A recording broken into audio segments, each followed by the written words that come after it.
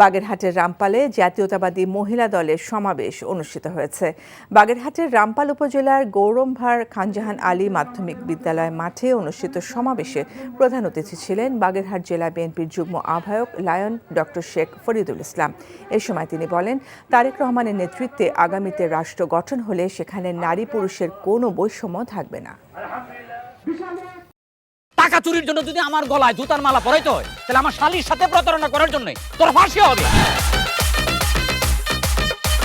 দুলা ভাই, আপনার তো ঘর জামাই বইলা একটা পরিচয় আছে, আমার তো তাও নাই।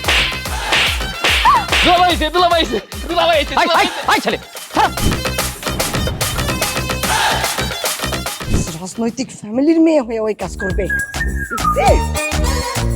যারে পাবো হারে পিটাবো, রক্তের নেশায় ধরছে, রক্তের নেশায়, কাঁচা রক্তের নেশায় ধরছে।